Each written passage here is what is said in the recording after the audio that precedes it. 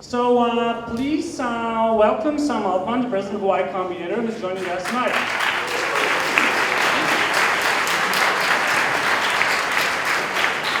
So Sam, it's great to have you here in Poland, in Krakow. So how was your Krakow experience so far?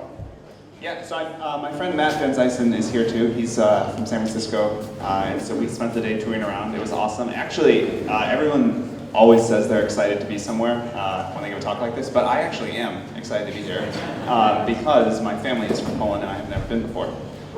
So it's super cool. Yeah. So this is what you told me a few days ago in San Francisco, that your ancestors, your grandparents were Polish. So can you just tell us? No, how's it possible? Yeah, they left in about 1910. So not my recent family, but I have been wanting to come here for a long time, and it's been really cool. So I think everyone will confirm that now you're just officially part of the Polish mafia. There we go.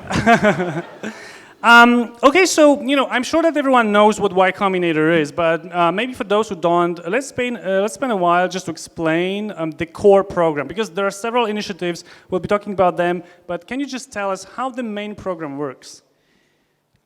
Our goal at Y Combinator is to increase innovation as much as we can, and the main way we do that is by funding startups. I think, unfortunately, most investors in the world are not very good, and so we decided that we would just try to be a good investor. We try to help our founders, we try to be easy to work with, and we would try to build a community to help people that have a great idea and know how to build product be really successful. And this has worked, I think, pretty well. We've now funded about 1,300 companies. They're worth more than $70 billion US in total. And we have a pretty big community in the US of very successful startups. And so we found that we can use that to help other startups that we fund now. And so YC is this community of founders. There's some of the audience, some here, which we're happy to see, that work together and try to build great companies. So the main program is that twice a year, startups all over the world apply. Yeah, so it runs twice a year for 3 months. We give companies $120,000. We take 7% equity, and then we work very intensively with them during that 3 months, and we advise them with whatever they need help with. And really, it's whatever they need help with. One of the things that makes the job interesting is that most startups need something different, and so our jobs are always doing something new as partners at Y Combinator. But we try to help the startups however we can to build their product and then eventually build a massive company. So can you also share with us how many startups apply to the main program actually from Europe? I don't know the exact number from Europe, but it's big, certainly more than 1,000 every batch, and maybe as many as 2,000 every batch. Europe, particularly actually Eastern Europe and France, are two of our largest sort of candidate pools. And how many of these you accept? A lot. I don't know the exact number, but I'd say there are like many dozens every year from Europe. Okay. Perfect. So you also have in your portfolio, amazing companies, such as, Dropbox and Airbnb and Stripe. They went through the program, and they became successful. Why? Well, they made a product that people really loved, and this is the only sort of absolute requirement of making a really successful company. If you think about the companies that go on to be massive, huge successes, the only thing they all have in common is in the early days, they made a product that people really loved. It was so good that people told their friends about it and raved about how amazing it was. And so this is your first job as a startup. But here's the thing. Not that many years ago, me or Paul Graham or a different YC partner, the way we met at least two of those companies was at talks like this. Dropbox and Stripe met Y Combinator in talks like this. That's why we spend a lot of our time doing them. Airbnb came to us a different way. But one of the remarkable discoveries about Y Combinator is how quickly you can go from 2 or 3 founders working on a product and an audience to a multi-billion-dollar company. And so, if they can do it, surely some of you in the audience here can do it as well. So I remember that when we were doing our Y Combinator program in summer 2013, it was actually you who made an introduction to iBeacon team in Cupertino. Oh yeah, I forgot about that. And you made actually Estimote possible. So because we learned that they're gonna release this protocol in iOS 7, and then it just exploded. So can you tell us what else you do as YC to help your founders? So the way we look at it is bad investors sort of think the founders work for them and tell the founders what to do. And good investors, which we try to be, think they work for the founders and do whatever the founders tell us to do. So if someone comes to us with a question like, hey, we need to talk to Apple, we'll figure out a way to make that happen. If someone comes to us and says, hey, we need advice, our product is not working, or we don't know how to price it, we'll sit down and talk to you. If someone says, we need you to interview our first VP of marketing, we'll do that. After the program, we have to do a little bit less just because there's a limited number of us in a lot of companies. But during those 3 months at YC, we try to do anything we can to help the companies, whatever the founders ask. And as Jacob will tell you, that goes on forever to a lesser degree, but we still do whatever any companies in the family ask us to do. Perfect. And also, because you also went through the Y Combinator program, is that correct? I did. But now you became a leader of YC. So as a new leader, you are very innovative because in addition to the core program, there are several initiatives such as YC Fellowship and research. We'll talk about more. But the fellowship program is really interesting because what's the dream? What's the vision behind that program? Is it like a remote YC program? Well, again, given our mission of increasing the amount of innovation in the world, and we wanted to be able to fund a lot more companies, or at least help a lot more companies than we were currently able to. And so we thought of this thing called the fellowship, where we wouldn't require everyone to move to San Francisco or the Bay Area, and we wouldn't take as much equity. And we've now scaled this up quite a bit. We're going to change the program again later this year to make it even bigger. But the goal with the fellowship is that someday we would like to touch thousands or tens of thousands of companies around the world every year and help them to a lesser degree than we do with our core program. But I think that's an important point of sort of maximizing our impact. So if someone from Central Europe is working on an amazing idea and they can't, or don't want to move to Bay Area, they still can apply, they can be accepted, and then you're gonna help them like remotely? Yeah, so you can... Are there office hours or like... Yeah, we do office hours via video chat, and we use sort of Slack. They have an access to the network? They have access to the network, so check that out. Okay, perfect. And also, another initiative that you introduced is the YC Research Program. Can you tell us more about that? Sure. So I actually think that startups are, for most new ideas, the best way to get them built. I think that when people ask me what I think the most important invention of the last few hundred years was, I usually say some version of the limited liability corporation.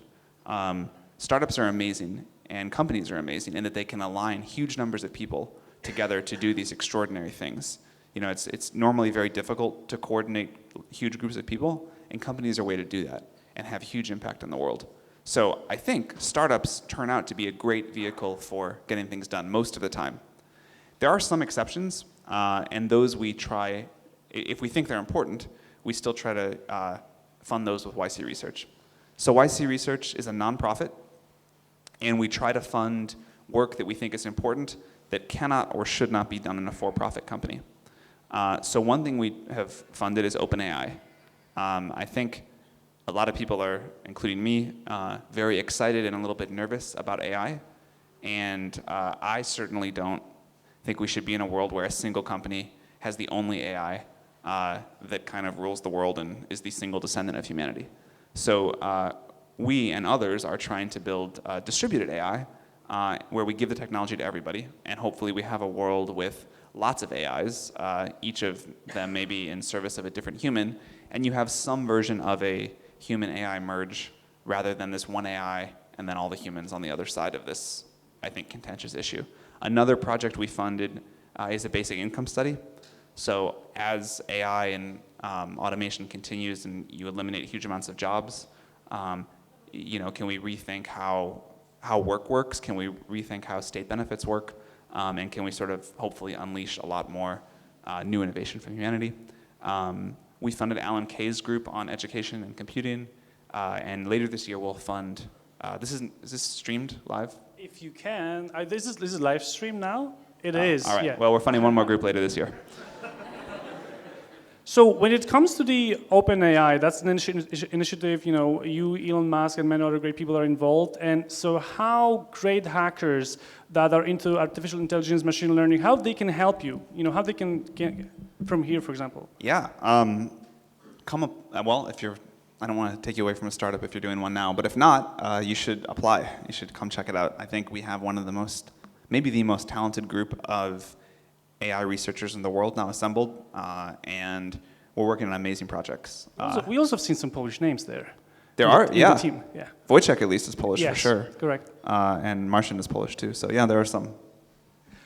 Perfect. And when it comes to the basic income, so how does it exactly work? So you have selected Oakland, and you plan to sponsor some individuals and just let them, function so they can rent. How's it going to work? Because, we also here in Poland had this basic income experiment like 50 years ago. It was called communism, and it didn't end up well. Right. Yeah, I think we have run the communism experiment enough to know that does not work. So we don't want to try that again. Traditionally there have been, I think, two extremes of how people think about economic policy. There is communism, where everyone has to be exactly equal and get the same amount of resources, and you can't get any more. And there's capitalism, where people can get as much as they want, but you're not entitled to anything. And that, capitalism, I think, has clearly shown to be a better model than communism. A little bit biased from the US, but I think that. But I think the world is changing really rapidly, and because people always underestimate exponential change, we are behind the curve on what is going to be probably the biggest economic change in any of our lifetimes. I think we're about to witness something on the scale of the Industrial Revolution or the Agricultural Revolution, in that, the jobs that huge percentage of people do are about to get wiped out. And we are going to have an abundance of resources because we'll have machines doing a huge amount of work for us. And so the question is in an environment like that, is there a third model? Is there something other than communism, pure communism, or pure capitalism? And is there a way where we can say, hey, if you don't want to work, that's okay. This idea that doing low-skill work that a machine can do better is valuable for its own sake, maybe that's not right. Now, there are a lot of other questions. Even if we have enough resources, how people spend their time, how they get their fulfillment, these are big questions, and that's what we want to study. But the idea that we find interesting is, what if you can guarantee everyone a very minimal quality of life, so no one's going to go hungry or not have a place to live, and if they want to do nothing but that and play video games all day, they can afford it. So you guarantee the floor, but unlike communism, you don't put any ceiling. And so the trade-off of this is that you can have wild wealth inequality. If people want to go make $1 trillion, they can go do that. But there's a base level that everyone has to subsist on. I think what that will do is equalize opportunity to some pretty significant degree, because people right now that can't get out of a minimum wage cycle will be able to do so. And it will make us not afraid to replace jobs that technology should replace anyway. Thank you. So, speaking about communism, so the countries here in Central Europe, such as Poland and Ukraine and Romania, they have amazing hackers and engineers and scientists. So, what would be your advice to encourage them to act more entrepreneurial, to fund companies? What would be your message to these hackers here? Well, the message would just be to do it. I don't know why Eastern Europe produces such great hackers or mathematicians or whatever, but somehow you all do. And I think it is, at this point, probably the greatest asset of this region of the world. Many of our companies, as you mentioned, OpenAI, I actually was thinking more like some crazy fraction of OpenAI is Eastern European. Like maybe half of them. I don't know. It's a big number. And so, clearly you have the technical talent. And the one thing that the US really has is a culture where people want to start startups and want to work for startups and want to fund startups. And that's a cool thing to do. And in much of the rest of the world, it still is not. And so one of the things about YC is that we just take people who are really talented technically, but in an environment where, for whatever reason, their friends or their family don't want them to start a company, and sort of say that's okay. But you don't need us to do that, and clearly you have a lot of things working in your favor. I think engineering talent is the most important reagent in a startup, and so if you have that here, you should be able to have great startups. Perfect. And also here in Krakow, we also see a number of hardware companies and hardware projects. Do you see a trend of these companies, hardware companies applying YC, and how typically they, Yeah, so in our last batch, there were 127 companies, and I think 27 of them were hardware. So that, for us, that's a huge fraction. It's been growing and growing and growing. In fact, the biggest YC acquisition to date was Cruise, and that was a hardware company. So I've seen their demo on Alumni Demo Day, I think it was 2 years ago. I've seen them pitching on Demo Day, and then this year they've been acquired for like 1 billion. How you More. How you do that? How do you do that? It's a good question. Well, the thing I said earlier about making a product that people really love, that's what they did. I'll tell this. I didn't know them that closely during YC, but I led their last round.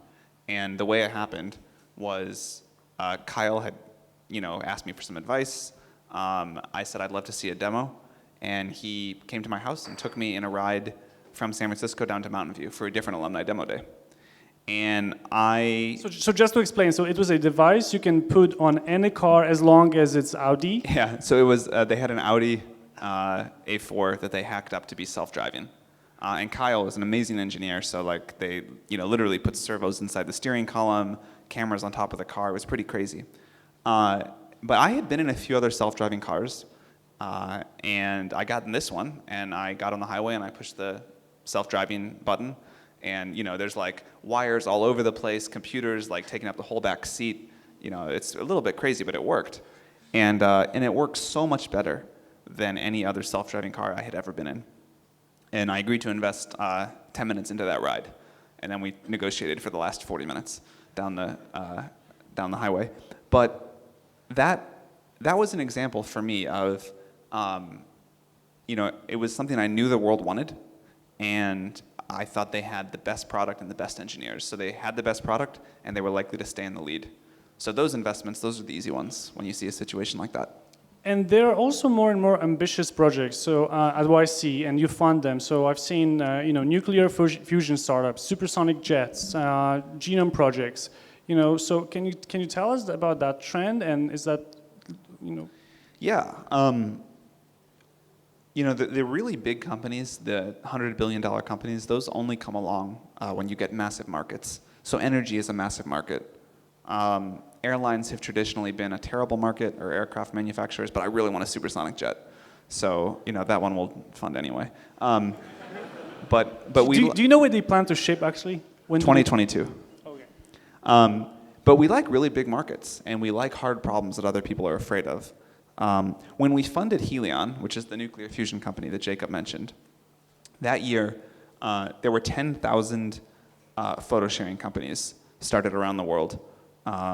And there were 4 nuclear fusion companies that had been started in the last decade. And so you ask yourself, like, okay, I can start a photo sharing company, but Instagram is already pretty good. Snapchat is already pretty good. And I have 10,000 new companies to compete with, and it's not clear how to make money, all these other things. Or, there's this $7 trillion a year market in energy, and I think I know how to make fusion work, and there are only 4 people trying to do that. So I think a lot of people have this mistaken view where they want to start an easy company first and make a bunch of money and then start their hard company. But it's actually easier to start a hard company than it is to start an easy company. If you start an easy company, no one cares. It's hard to hire, it's hard to raise money, it's hard to get press. No one cares because there's a lot of people starting like crappy photo sharing companies. You start a hard company, and a lot of people really want to help you. People think it's interesting, people think it's important, it's different, it's new. And so one of the happy surprises from YC has been that it is easier to start a hard company in many ways than it is to start an easy company. And so we will continue to ramp up the quantum computing companies, the synthetic biology companies, things like that. So apart from the optimizing for the better energy sources and quantum computing, so what other problems there are that people from here can try to solve? What else is there that is important? Well, the fun thing is that my answer to this would require 3 hours. There's so much great stuff in the world. When people sort of come to us and say, we don't have any ideas for a startup, but we think we want to start one because we want to be a founder, we always say, like, if you look at the world and don't see any ideas, like, let's try to convince you otherwise, or you shouldn't be starting a company. But there's really a lot of stuff to do. I think that I don't want to limit it by naming any few specific areas, other than to say personally, I think AI and synthetic biology and energy are kind of my 3 favorites, but other YC partners have 3 totally different favorites, and the list of things in the world that are massive opportunities is just so long. Okay, perfect. So let's talk about a little bit about fundraising. So we see a number of European companies trying to fundraise in Europe. In US actually. So European companies raising in US. So what are the typical mistakes they do, and what they can do better? Well, the number one mistake that I think non-Americans make when they come to raise money in the US is that they don't act like sort of obnoxious Americans enough. And this is a great feature in all other ways except this one. So, but like when you're fundraising, of course there are a lot of things that can go wrong with their company, and everyone gets that. But if things work, investors want it to really work, and they want to believe that you're a founder that believes it might really work. And so I think the one overarching mistake that non-Americans make raising from American investors is they paint too negative of a picture of the company because they want to come across as appropriately representing the risks. We get the risks. We lose our money all the time on companies. We want to hear about how big it could be if it works. I think one thing that has been really good about the US investing scene is that most investors, or at least the good ones, don't think too much about why it might not work. The first thing they think about is how big it could be if it does work. And so come in with that kind of a mindset. Tell us how big it could be if it does work. So basically European founders, they don't think big enough in the beginning? A couple of days ago, actually, just before I came on this trip, I was meeting with some European founders, and it was a 30-minute meeting, and the first 10 minutes were slides about why it might not work. And they were like, well, we're going to tell you this is this great opportunity, but first, we want to make sure you understand all the risks, so here are all these, problems. Here's not going to work because of this and this and this, and it looks disastrous here. And finally, I just stopped it and said, okay, but let's talk about what happens if it does work. And so you also said that, doesn't mean that US investors are a little bit also biased towards founders that act Americanized? I don't think you need to act Americanized because, many of our most successful founders are not. But I'd say we are biased to founders that have a really big vision. Good investors realize that you make all of your money from the occasional, 10,000x return, and it doesn't matter if you lose your money 9 times out of 10. And I think investors in most other markets are very focused on getting their money back or getting a small multiple. And so I think you just, you're used to the investors in the market that you're in. But certainly what we're looking for at YC are the occasional $10 billion companies. And if we, like the $100 million exits don't move the needle for us, they're not that interesting to kind of the whole YC ecosystem. And so don't pitch us on that. Pitch us on how big it can be if it's a massive success. Okay, so you've been here in Kraków since yesterday, and you probably noticed that it's like a little bit less expensive than in San Francisco. Yeah. And so renting a flat and having like a team of engineers and hackers, designers, could take less funding. So do you see that it might actually work for US founders to move to Kraków or whatever the Central European city for a while, hack together, and then actually back to US because it's just the runway can be longer. Saving money is really good, but it's probably the second most important thing in a startup. The most important one, obviously, is to build a product that people love. And there are a lot of advantages to San Francisco for that, or wherever your network is. So it might be the right thing. But I don't think as a startup founder, you ever should move somewhere just because it's less expensive. That would be thinking about how to hit a single or a double. If you're trying to hit a home run, or like a back-to-back-to-back Grand Slams, which is what you're really trying to hit, then cost should not be the most important factor in your mind. It should be, am I more likely to build a $10 billion company in Krakow or somewhere else? And it might be Krakow, but the network effects of the Bay Area are still incredibly powerful. Okay, and I also know that here in the audience there are representatives from Polish government and local authorities, and they also try to encourage founders and to build companies, and they typically have some governmental funds. Here in Europe we also use a lot of European Union funds. So what would be your advice for local governments to actually stimulate and embrace entrepreneurship? What would be the advice for governments? Oh man, you're not going to like this answer. I'm not too excited. I think in general. So what they can do to help founders? Okay, that's maybe better. What they can do to help founders? Okay, I think the normal thing that governments try to do is to provide co-working spaces and government investing funds, and I don't think these traditionally work. I spend a lot of time traveling around the world, going to these places, and I have yet to see a great startup come out of one of them. I think what startups need is a robust market of private investors and availability of relatively inexpensive office space and apartments and engineering talent. And so I think governments can do a good job encouraging more people to study engineering in school. Seems like Poland is doing great on that. I think there's relatively inexpensive real estate. And so the last thing that I think a government can do is to encourage private individuals to become startup investors. So how they can do it? Manipulating taxes for angel investors, or how they can do that? I think that does work. In the U.S., we've done this. It's called QSBS tax rates for investing in startups. Can you explain how it does work? So if I, as an angel, if I invest into... If you invest in a startup, the first $10 million of gains are tax-free for federal tax. And I think that helps some. So those of you who are here and can help to influence the Polish government, I mean, that's probably the way to go. But honestly, I think none of this matters very much. I think as hard as governments try, it is very difficult for governments to make startups happen. I think you can provide incentives, and I think that helps a little bit around the edges. Here is the thing. In the US, specifically in the Bay Area, the way that you get status as a rich person is to invest in startups. And so that's how people spend their money. They don't want to spend it on like Ferraris or donating to their prep schools.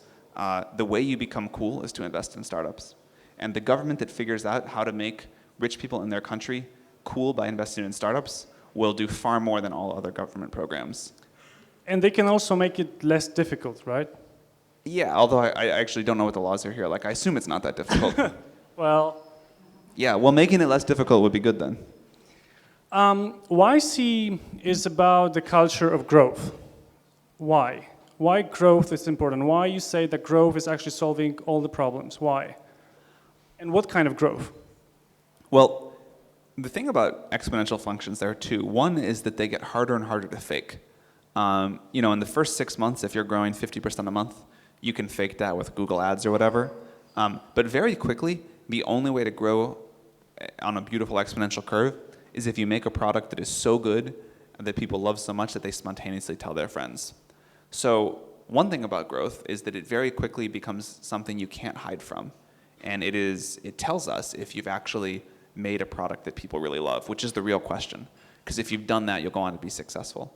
The second thing about growth is that people don't, because humans are very bad at estimating exponential functions in their heads, most people don't understand how quickly 30% per month growth gets really big. And so if you start doing something that seems like a reasonable target, and you look back 2 or 3 years later, you go from like nothing to Airbnb. And this is very powerful because most people try to get to be Airbnb a different way. They don't try to just continuously grow at a reasonable sounding rate every month. And then the final thing is that talented people like to do new things and get continual increase in role and scope. And a growing company means that everyone has lots of new things to do. And you don't have this internal fighting and ossification that happens inside of a company. And you're also saying that one way to grow is to continuously be focused and obsessed about building the product and also talking to customers. And also you advise not to do anything else, like meeting with presidents and conferences and networking events. So why founders have this temptation to not to do these two things? Well, sitting in your office and writing code all day is not as fun in the short term for most people as going to conferences and seeing your name in the press and meeting other famous people for coffee and trading ideas with them. And so it gets very tempting to go down kind of the wrong path, because in the short term it feels really gratifying. And founders, many of our founders will get trapped in this for a few months after YC, where they're like, I'm seeing my photos in the newspaper, and all these famous people are coming to my office, and I'm going to this conference and wherever, and all this is great. And then the thing about that is, 3 or 6 months later, the company is not doing well, and no one cares about you anymore. And many of our founders have to go through that cycle once, where they realize the only real value is if you build something that people really love, and you can't hype yourself forever.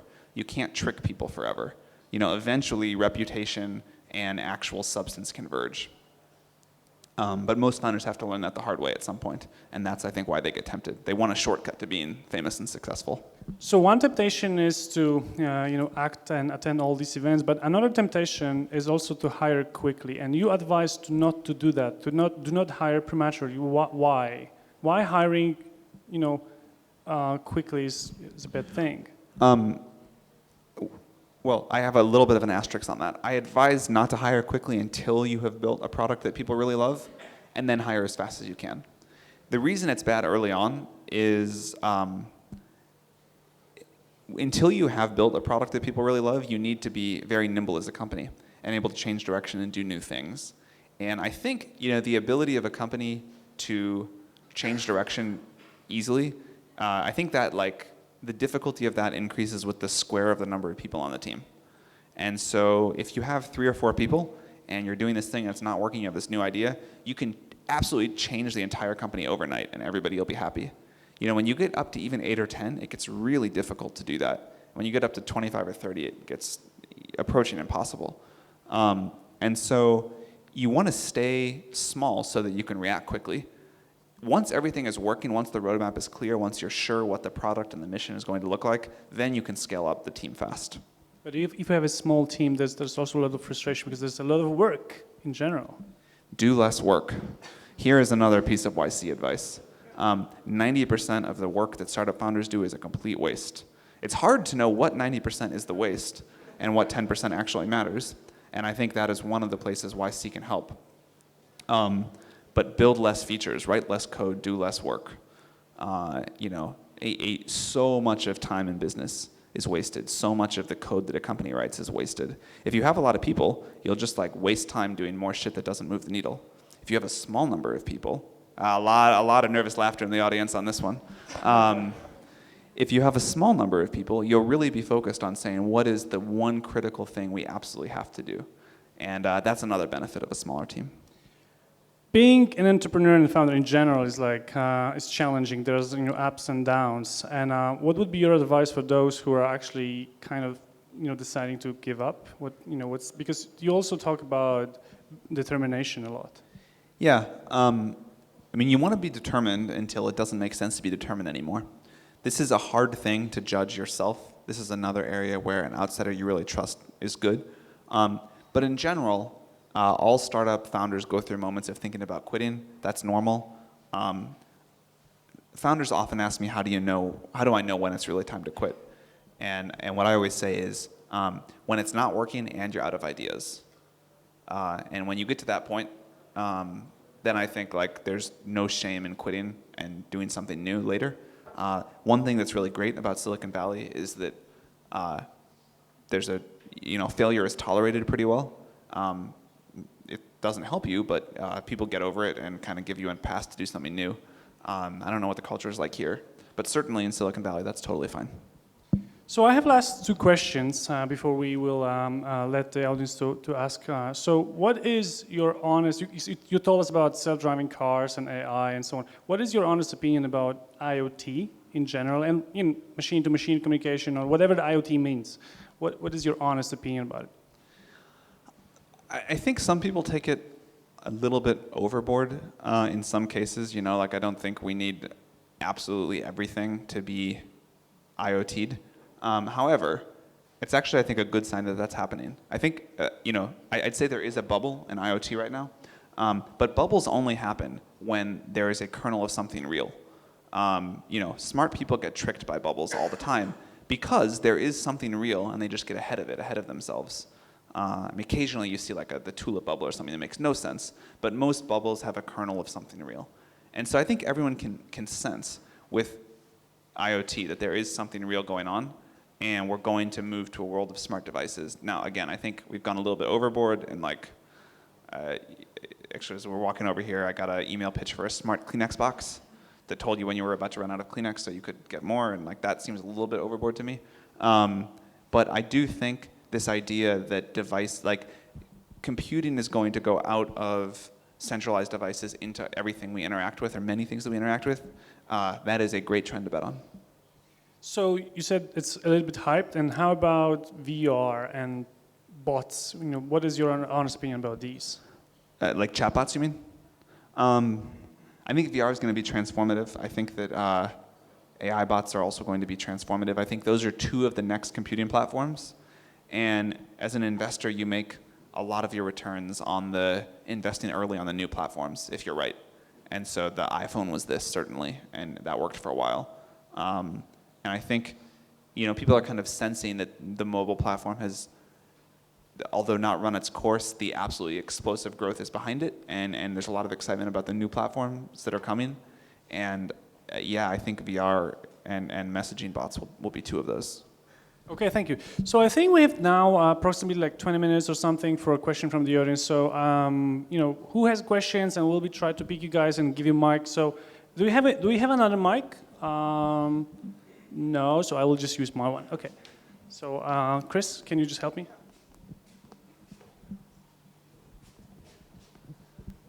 Hi, my name is Damian. I came here from Warsaw. You mentioned Marcin and Wojtek, and the fact that Poland has a lot of great engineers. And the fact is, even at my former university, we have every year more than 100 students that go to internships to Microsoft, Google, Facebook, and a lot of them actually stays there. The problem that I see that we have in Poland, and people whom I've spoken with have this problem, is actually problem picking. Because basically they have a lot of enthusiasm, they want to do something for their own, they have their own hobbies, but they don't know how to start. So my question would be, what would be your advice to a team of, let's say, 4 skilled engineers? How to start, how to find this right problem to work on? Should we look at it horizontally, learning about the world all over, or vertically, just finding the niche, learning about it, trying to conquer it, and if it fails, just go to the next one? Certainly what we have seen work for most sort of young, inexperienced teams of talented engineers is to start horizontal and go vertical over time, or go increasingly vertical over time. And so I think it's good to learn about everything that you're interested in and work on projects specifically. I think the wrong way to do this is to just read a lot. You actually want to start building some things to really get a sense and feel it. But many of our most successful founders started off interested in 3 or 4 or 5 areas very broadly, started building projects, along the way found either one that really worked or discovered a problem that was really big, and then got increasingly focused on that. So I'll give just a few examples. Patrick Collison of Stripe was working on a number of projects that he thought were interesting. One of them was an iPhone app that let you download all of Wikipedia. And he thought this was important because he wanted it for himself, and he thought the idea that people, even if they couldn't afford internet connections wherever they were, could have a bunch of knowledge on their phone was how people would learn. So he built this thing, and it did pretty well. But in the process of that, he learned that it was a huge pain to take payments on his phone. And so Stripe was born out of his need from this other project. The Airbnb founders, they had been exploring a number of different ideas. They had been working on this one startup pretty seriously. They were totally out of money. They couldn't pay rent. All their credit cards were maxed out. You know those like baseball card holders that kids collect baseball cards in like a 3-ring binder? They had those with like 9 a page. They had those, but they were full of maxed out credit cards instead of baseball cards. Totally out of money. Rent was due. The only thing they had left was an extra room in their apartment. And so they threw up a website to rent it out so that they could pay rent. And then they kind of got interested in that idea of monetizing space. But so I think this general idea of start very horizontally, actually build, don't just think, but actually build. In general in life, I think you should have a bias towards doing things, not talking about doing things. But so start building projects with people and then kind of get increasingly vertical as something starts to work. But the main thing is just don't be afraid to do it. I think you see this in a lot of countries around the world where people are afraid to take the leap, and so they go take the safe job at Google or Facebook. And it feels safe at the time, but then you spend the rest of your life regretting not doing this. And so I think it actually is the more risky path in that sense. Thank you. So who else have a question? I would appreciate if these questions are short. Short? Richard, you short? Hi, so I'm an angel investor amongst other companies in Estimote. How many businesses you see have great business ideas, great business models, but fail due to bad management, lack of experience in building the team among the founders? And do you agree with Gary Vaynerchuk that too many people are going into startups and that it's too cool to be a startup at the moment? I think it's always hard to ascribe failure to a single cause because in practice it's like airplane accidents. There's always like this accident chain where you have like 8 different things that go wrong and compound to make the startup fail. You can survive 1 or 2 problems. You can survive a little bit of bad management if you have a great product. You can survive a product that takes a little bit longer to become great if you have great management.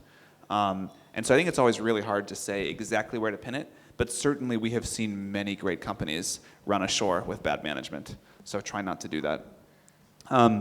In terms of, although the final thing I'll say on that is that if you make a product that people love, you can make a lot of other mistakes. And if you don't do that, it doesn't matter if you get everything else right. So to some degree, stay focused on that. On too many people starting startups, this has been a popular meme for a while. The number of startups has been increasing 20 or 30% a year around the world for many years. And there are more great companies started every year. And so I'm sure there is a limit. I don't think we're at it yet. It is certainly a popular thing for pundits to talk about, and investors love to talk about it. But I could see us getting there. Maybe in the Bay Area, we already have too many. But in the rest of the world, I think the future will look like a lot more startups, not less. Perfect. Another one. Bartosz? We have one here. Oh, Bartek. Right. Do you have any personal expectations on the impact of the business income research on people's happiness, especially in such a proactive and driven area as Bay Area? Yeah, it's a great question. I expect that people will be less happy than they think to sit around and do nothing. And one of the things that we hope to find is new things for people to do. I think people say that they want to sit around and do drugs and play video games all day, and they might want to do that for like a week or 3 weeks. And then most people, no matter how much they complain about their job, take great satisfaction from it. You get a sense of personal fulfillment, you get a built-in sort of social group.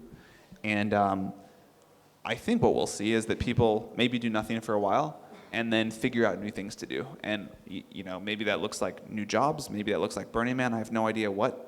But I think people will find new activities and new ways to find meaning in their lives. But it'll be interesting to see.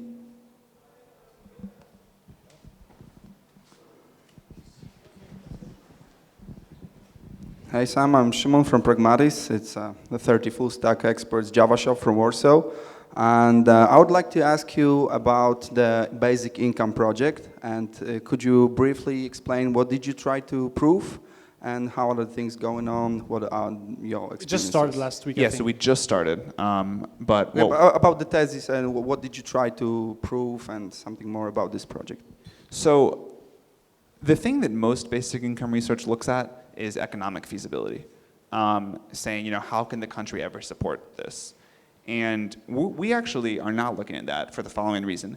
In a world where technology eliminates most of the jobs, that's only going to happen because the machines can do labor much more cheaply than humans. And so the cost of having a great life will go down dramatically, I believe, in a world where we need basic income. Most people don't believe this, and so it dominates the discussion, but I actually don't think this is going to be the issue. The thing that we're studying, kind of as I said in the last question, is what happens to individuals? Are they happy? Are they fulfilled? How do they spend their time? What's the impact on their financial status? And so what we're really going to try to study is not, can we afford this and should we do this? Because I believe we will be able to afford it and we'll have to do it. It's what can we learn about how to do it in a way that makes people remain happy. Sure. How is gonna OpenAI be better than the tools from Google, TensorFlow, Tiano, all the tools that are already there, or how it's gonna differ from them? We are occasionally building tools that we think are really important. We released OpenAI Gym recently, for example, which I think is probably the best reinforcement learning platform out there. But to be clear, our mission is to build general AI in a way that maximally benefits humans. It's not to build tools. So we will do that if it helps our mission, but mostly what we're doing is research to actually build the AI. So I think, you mentioned a lot of deep learning tools. We're actually not working that much on deep learning because I think that problem is solved. I think the perception problem, if OpenAI never contributed, we would have systems that were better than humans at perception in almost all tasks in the next few years. What we're trying to work on is the stuff that is really important to true AI that no one has gotten to work.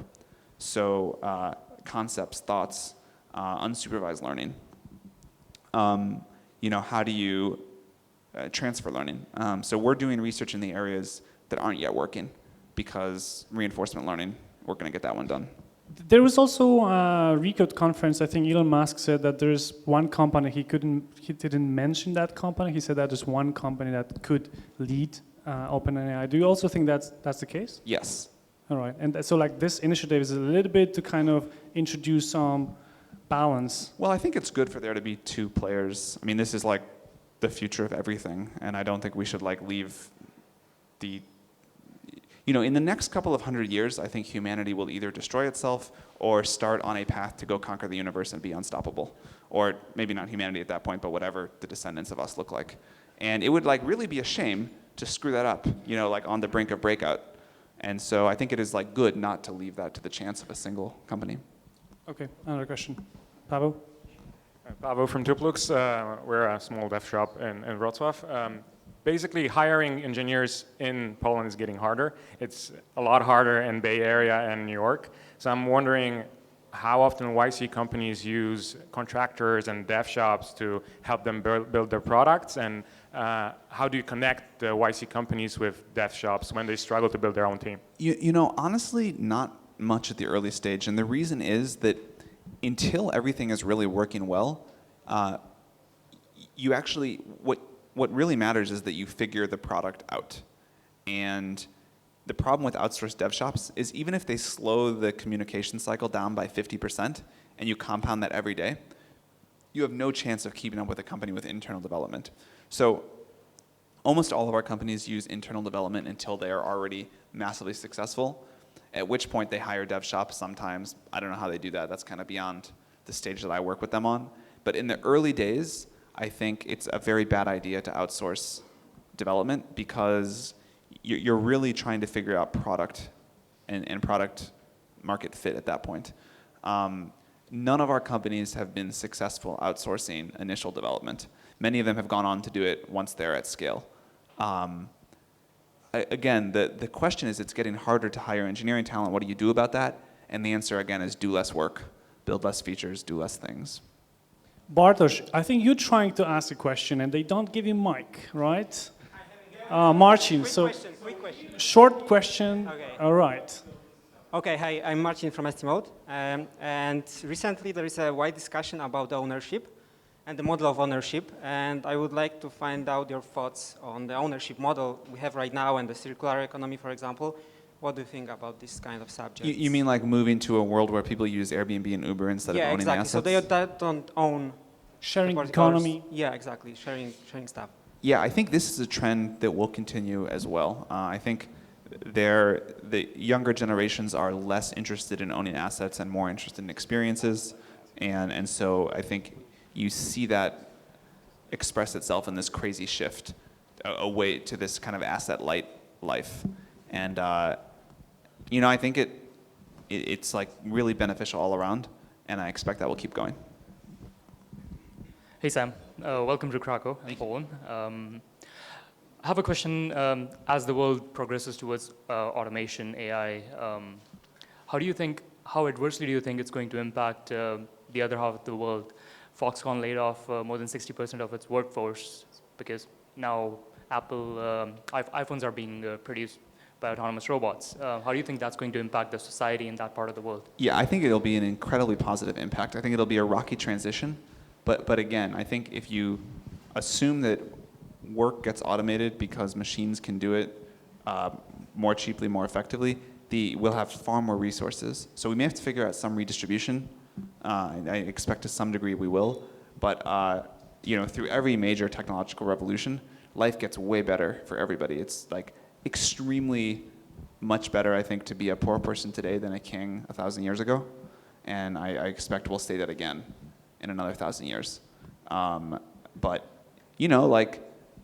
someone below the poverty level and Carlos Slim or Bill Gates, they have the same iPhone, or maybe Bill Gates still carries a Microsoft phone.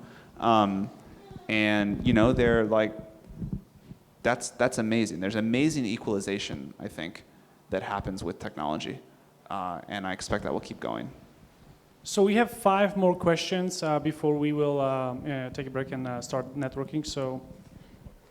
Hi Sam, could you elaborate more about the team? I thought that your suggestion to the colleague that said that they have 4 engineers and they want to have startup, it will be that let someone join the team that is not an engineer. So what is your approach to that? Should we look for people that are from other interdisciplinary teams, or it's not important right now?